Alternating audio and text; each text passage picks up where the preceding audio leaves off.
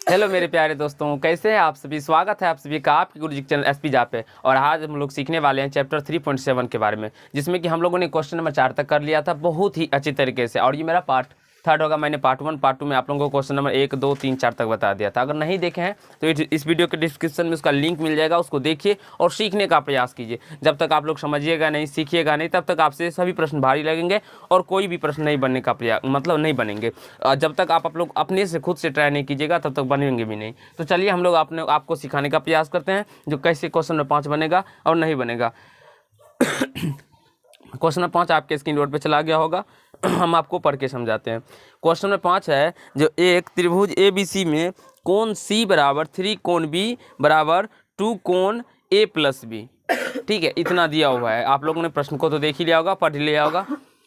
चलिए हम लोग इसको कैसे सॉल्व करते हैं उस प्रोसेस को समझते हैं। तो सबसे पहले देखिए, इस टाइप के प्रश्न को जो अगर बराबर के टर्म में दिया रहे तो इसके बराबर में आप लोग के मान के भी सॉल्व कर सकते हैं, यानी कि सारे के टर्म को के करके वैसे भी बना सकते हैं, या दूसरा कंडीशन भी। तो आपको जो तरीका हो वो तरीका लगाइए, जो अप्रोच से बनाना चाहते हैं उस अप्रोच से बनाइए। हम देखिए आपको कैसे बनाते हैं।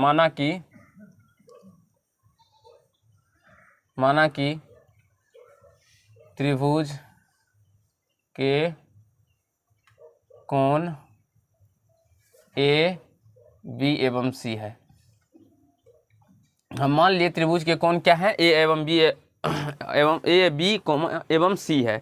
इतना मान लेने के बाद हम क्या करते हैं, तो आप सभी को पता होगा जो अब त्रिभुज के कोण रहता है तो त्रिभुज के तीनों कोणों का योग कितना होता है, 180 डिग्री। तो यानी यहाँ से कोण A, तब कोण A प्लस कोण B प्लस कोण C इक्वल टू कितना हो जाएगा, 180 डिग्री।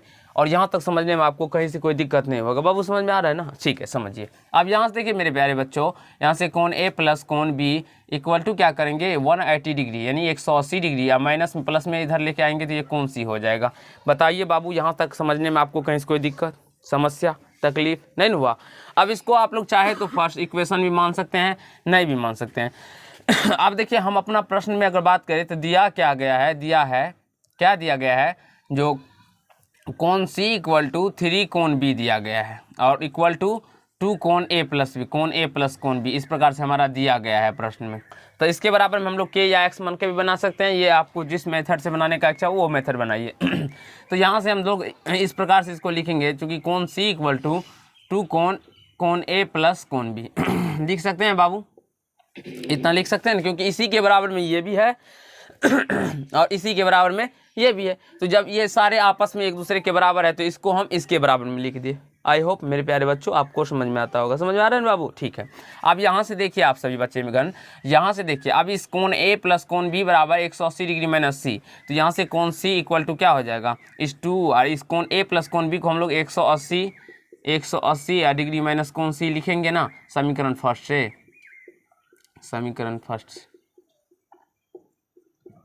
यहाँ तक समझ लें बाबू, प्रॉब्लम नहीं ना? देखिए बाबू, कोण A या कोण B, देखिए कोण A प्लस कोण B का मान कितना है, यहाँ पे 180 डिग्री माइनस C है, और यहाँ पे कोण A प्लस कोण B को वही हम मान यहाँ पे रख दिए। ठीक है बाबू। अब यहाँ से इसको हम लोग सॉल्व करेंगे। तो यहाँ से कोण C इक्वल टू क्या हो जाएगा, यानी कि 360 यानी 360 डिग्री, अब माइनस यहाँ से 2 को C से गुना करिएगा तो 2 कोण C हो जाएगा। और ये इस प्रकार से हो जाएगा। तो ये कोण C और ये माइनस में इधर आने पे ये 2 प्लस में 2 कोण C हो जाएगा, यहाँ से 360 डिग्री हो जाएगा। अब यहाँ से मेरे प्यारे दोस्तों आप सभी यहाँ से देखेंगे तो चलिए हम यहाँ से, ये क्या हो जाएगा, 3 कोण C, और यहाँ से 3 कोण C इक्वल टू 360 डिग्री, यानी कि 360 डिग्री। और यहाँ से कोण C इक्वल टू क्या हो जाएगा, 360 डिग्री बाई 3। तो यहाँ से 3 से चला जाएगा 120, यानी कि 120 मर्द में 120 डिग्री निकल के आ जाएगा। तो यहाँ से कोण C का मान कितना निकल के आ जाएगा मेरे प्यारे दोस्तों, 120 डिग्री निकल के आ जाएगा। आई होप आप सभी को इतना समझ में आ गया होगा।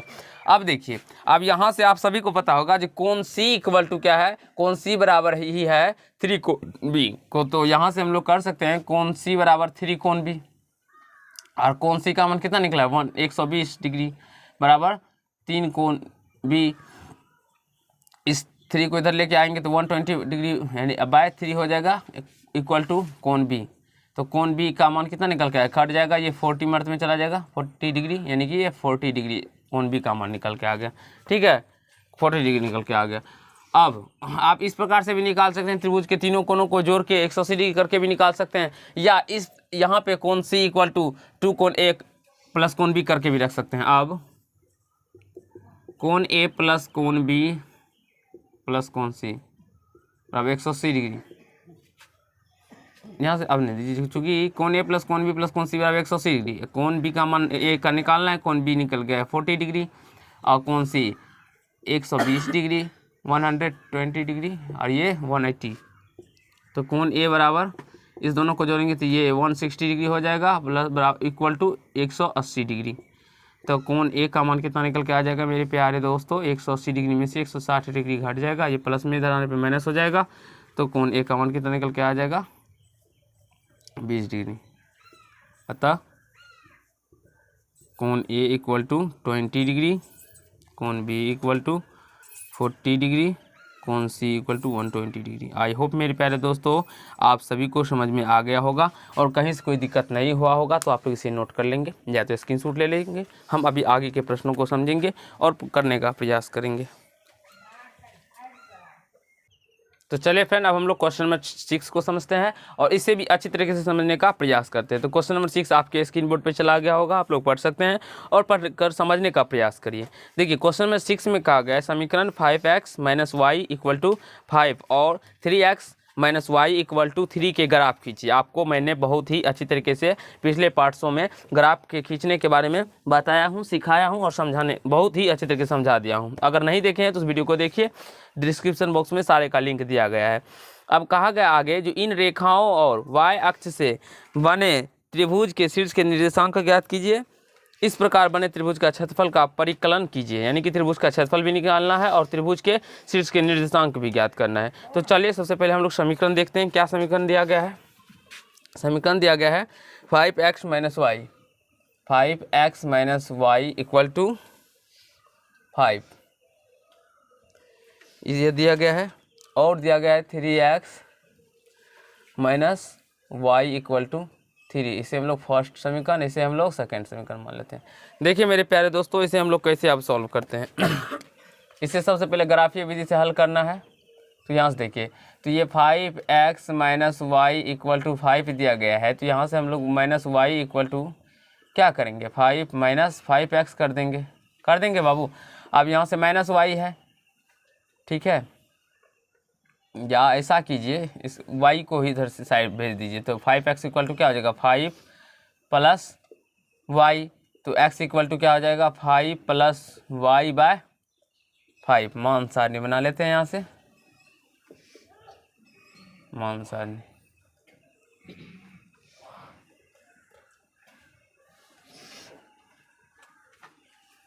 यहाँ x है और यहाँ y है। देखिए जब y का मान अगर हम लोग -5 रखेंगे, तो y का मान जब -5 रखेंगे तो -5 बटे 5, तो 5 प्लस -5 बटे 5, तो यानी कि 5 में से 5 गया 0 बटे 5, तो यानी कितना निकल के आ गया बाबू 0 निकल के आया ना। तो y का मान कितना रखे थे -5 रखे थे। चलिए मार्कर चेंज कर देते हैं जिससे कि दिखाई आप लोगों को अच्छे से पड़े। y का मान -5 रखे थे तो कितना निकल के आ गया था 0 निकल के आ गया था। उसी प्रकार से जब आप लोग y का मान 5 रखिएगा तो ये 5 रखने पर क्या हो जाएगा, तो यहाँ देखिए 5 रखेंगे तो ये 5 प्लस 5 हो जाएगा, तो 10 आ जाएगा। तो यहाँ से 10 बाय 5 यानी कि 2 निकल के आ जाएगा। तो यहाँ से जब आप लोग y का मान 5 रखेंगे तो ये कितना निकल के आ जाएगा 2 निकल के आ जाएगा। चलिए हम लोग आगे को समझते हैं। ये तो समीकरण फर्स्ट में, यहाँ से समीकरण फर्स्ट से, ठीक है। अब हम लोग देखिए समीकरण सेकेंड से समझते हैं। समीकरण सेकेंड क्या दिया गया है? समीकरण सेकेंड दिया गया है 3x minus y equal to 3। तो यहाँ से 3x इक्वल टू क्या हो जाएगा 3 प्लस वाई, ये माइनस में y इधर आने पर प्लस हो जाएगा, तो x equal to 3 plus y by 3 आ जाएगा, 3 प्लस वाई बाय 3 आ जाएगा। तो यहाँ से मान सारणी इसका भी निकाल लेंगे। मान सारणी देखिए मेरे प्यारे दोस्तों, यहाँ से ये x और ये y हो जाएगा। अब यहाँ से x y का मान रखेंगे तो y का मान हम लोग अगर मान लीजिए -3 रखते हैं, y का मान कितना रखेंगे -3 रखेंगे तो x का मान क्या निकल के आएगा, y का मान -3 तो x का मान 0, -3 रखेंगे तो प्लस माइनस 0 हो जाएगा, 0 में 3 से भाग देंगे तो 3 हो जाएगा, यानी कि 0 में 3 से भाग देंगे तो 0 ही आ जाएगा। ठीक है, अब यहाँ से देखिए y का मान अगर हम लोग 0 रख दे तो x का मान क्या निकल के आएगा, x का मान 1 निकल के, 0 रखने पर ये 3 हो जाएगा और ये 3 से 3 कट जाएगा एक मरतबे। अगर आप लोग को यहाँ पे समझ में नहीं आ रहा है, इसका मतलब आप लोग को ग्राफी विधि नहीं समझ में आ रहा है, तो आप लोग को इसको समझने के लिए आपको पिछले के पार्ट्स में जाना पड़ेगा या अच्छे तरीके से समझने का प्रयास कीजिए। जैसे देखिए x बराबर 3 प्लस क्या है y/3 है। अब यहाँ से y का मान -3 रखेंगे, y इक्वल टू -3 तो x बराबर क्या हो जाएगा 3 प्लस और y का मान रखेंगे -3 या y3 करेंगे तो यहाँ से 3 या प्लस माइनस -3/3 तो यहाँ से 3 में से 3 जाएगा तो 0/3 यानी कि क्या निकल के आ गया 0 निकल के आ गया बाबू। अब y का मान हम जब 0 रखेंगे तो y बराबर जब 0 रखेंगे तो क्या निकल के आएगा 0 रखिए तो यहाँ से 3 या प्लस 0/3 तो यहाँ से 3 में 0 जोड़ेंगे तो 3 ही हो जाएगा, अब 3 तो 3 से 1 मर्त में चला जाएगा ना, तो इसीलिए x का मान कितना निकल 1 और यहाँ पे x का मान 0। तो ये इस प्रकार से आप लोग समझ सकते हैं, या अच्छे तरीके से इसे और अच्छे तरीके से समझने के लिए पूरे ही अच्छे तरीके से आप लोग को पीछे जाना पड़ेगा। डिस्क्रिप्शन बॉक्स में लिंक है, सारे वीडियो को आप लोग देखना होगा। अब यहाँ से दोनों मान सारणी निकल गया, हमको निकल गया ना बाबू। अब हमें ग्राफ खींचना है, तो यहाँ पे तो हमें ग्राफ पेपर है नहीं, तो हम कहाँ से ग्राफ खींचेंगे, तो आप लोग को ग्राफ दिखाई पड़ गया होगा, आप लोग देख सकते हैं। आप लोग ग्राफ खींच लीजिएगा उसी प्रकार से जैसे खींचा गया है, आप लोग ग्राफ पेपर के मदद से ग्राफ खींच लीजिएगा। अब यहाँ से देखिए ग्राफ खींचने के बाद आपको क्या होगा, तो आपको ग्राफ में दिखाई पड़ता होगा उसमें वाई अक्ष पे, वाई अक्ष जो है यानी ऊर्ध्वाधर खड़ा रेखा जो होता है वो वाई अक्ष होता है, और परिरेखा यानी कि ऐसे क्षैतिज रेखा को हम लोग क्या कहते हैं एक्स एक्सिस कहते हैं या एक्स अक्ष कहते हैं। तो वहाँ पे वाई अक्ष पे देखेंगे तो आप लोग को निर्देश त्रिभुज के निर्देश कटान बिंदु दिखाई पड़ते होंगे, जैसे कि इस प्रकार से हम आपको दिखाते हैं। ऐसे इस प्रकार से होता और ये इस प्रकार से गया होगा, आप लोग को एक ऐसे गया होगा और एक ऐसे गया होगा।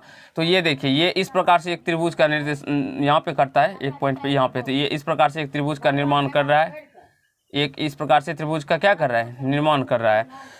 तो यही त्रिभुज के निर्देशांक को हमें शीर्ष लिखना है। तो चलिए हम यहाँ पे लिख देते हैं। आप लोग अपने से भी ग्राफ बनाने का प्रयास कीजिएगा, वैसे ग्राफ तो आप लोग देख ही गए होंगे।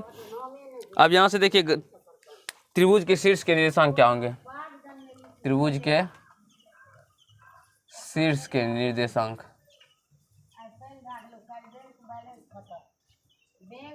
शीर्ष के निर्देशांक, त्रिभुज के शीर्ष के निर्देशांक क्या हो जाएंगे।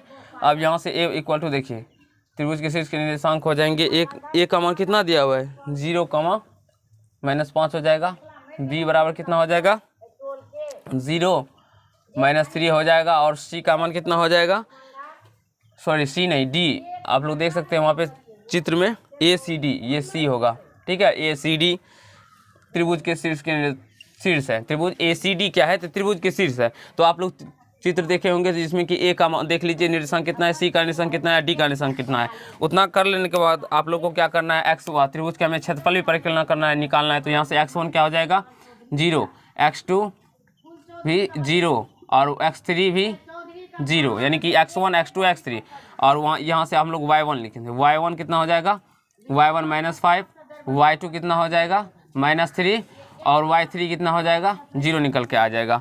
तो अब हमें त्रिभुज का क्षेत्रफल निकालना है। तो त्रिभुज का क्षेत्रफल इक्वल टू आप सभी को पता होगा 1/2 मध्यम कोष्ठ x1 y2 minus y3 plus x2 y3 minus y1 plus x3 और y1 माइनस y2 हो जाएगा। और यहाँ से इसे मध्यम कोष्ठ बंद कर देंगे, आप सभी को पता होगा। और ये मोड में भी होता है, मोड में क्यों होता है, क्योंकि तात्पर्य हुआ मोड का, जो ये त्रिभुज का क्षेत्रफल कभी ऋणात्मक नहीं होता है, इसी के लिए ये मोड में होता है। अब यहाँ से देखिए हम इसका मान रख देते हैं और आगे सॉल्व करते हैं। यहाँ से देखिए 1/2 मध्यम कोष्ठ x1 का मान कितना है 0, y2 का मान कितना है -3 और माइनस y3 का मान कितना है 0 प्लस x2 का मान कितना है, x2 का मान देखेंगे तो हम लोग 0, y3 का मान कितना है, y3 का मान है 0। अब जब हम लोग निर्देशांक ज्यामिति पढ़ेंगे इसमें इस सूत्र के बारे में डिटेल में जानकारी पढ़ेंगे। फिलहाल अभी हमें इस क्षेत्रफल निकालने के लिए कहा गया है, तो इसमें हम लोग इसका सूत्र का प्रयोग करेंगे। या आप लोग दूसरे तरीका से भी बना सकते हैं। दूसरे तरीका से कैसे, तो जैसे कि मान लीजिए हमें इस प्रकार से आप लोग क्या कीजिएगा, तो सबसे पहले इसकी बीच की दूरी ज्ञात कर लीजिएगा, और बीच की दूरी ज्ञात करने के बाद भी निकाल सकते हैं। तो आपको जो तरीका अच्छा लगे वो। y3 कितना है 0 माइनस y1 कितना है -5, तो माइनस माइनस +5 हो जाएगा। x3 कितना है 0 और y1 कितना है -5 माइनस y2 कितना है -3, तो माइनस माइनस प्लस आ जाएगा। x1 x2 सॉरी x3 यहाँ पे 1 है, ये आपको यहाँ पे देखिए x3 1 है, तो ये 1 हो जाएगा, 1 हो जाएगा। तो यहाँ से देखिए 1/2, इस 0 से जब इस टर्म को गुना करेंगे तो ये 0 ही आ जाएगा ना बाबू, और ये भी 0 आ जाएगा। तो यहाँ से ये केवल और केवल ये बच जाएगा 1 को, जब हम लोग यहाँ से 1 और यहाँ पे देखिए -5 और +3 है, तो ये से -2 बचेगा, और जब इसको 1 से मल्टीपल करेंगे तो ये -2 ही हो जाएगा। तो यहाँ से ये क्या हो जाएगा -2, तो ये 2 से 2 कट जाएगा, -1 निकल के आ जाएगा। तो मैंने कभी भी आप सभी को पता होगा त्रिभुज का क्षेत्रफल माइनस में नहीं होता है, तो यहाँ से ये 1, अतः त्रिभुज का क्षेत्रफल कितना देगा 1 वर्ग इकाई हो जाएगा। आई होप मेरे प्यारे दोस्तों आप सभी को समझ में आ गया होगा, कहीं कोई दिक्कत या समस्या नहीं हुआ होगा। अगर आप लोग को अच्छा लगा होगा तो वीडियो को लाइक कीजिएगा, कमेंट कीजिएगा, शेयर कीजिएगा, और चैनल पर नए होंगे तो चैनल को सब्सक्राइब करके बेल आइकन को प्रेस कर लीजिएगा, जिससे मेरे हर एक वीडियो का नोटिफिकेशन आप तक पहुंचता रहे। और इसी प्रकार से और निर्देशांक ज्यामिति में हम लोग इस प्रकार के त्रिभुज की क्षेत्रफल कैसे निकालते हैं, बीच की दूरी कैसे निकालते हैं, ये सारे को बहुत ही अच्छी तरीके से समझेंगे। यहाँ पे समझ लेना आपको केवल ये त्रिभुज का क्षेत्रफल इतना होता है, और ये x1 और ये आप सभी को पता होगा, ये पहले x का मान होता है फिर y का मान होता है। यहाँ पे भी x y, तो 3 बार है, 3 निर्देशांक है, तो ये x1 ये x2 ये x3 ये y1 ये y2 ये y3 इस प्रकार से लिख के और हम लोग मान को रख देंगे तो मेरा मान निकल के आ जाएगा। आई होप आप सभी को ये प्रश्न समझ में आ गए होंगे। अब हम लोग पार्ट 4 में क्वेश्चन 7 से सॉल्व करेंगे और उसे भी अच्छी तरीके से समझने का प्रयास करेंगे। धन्यवाद।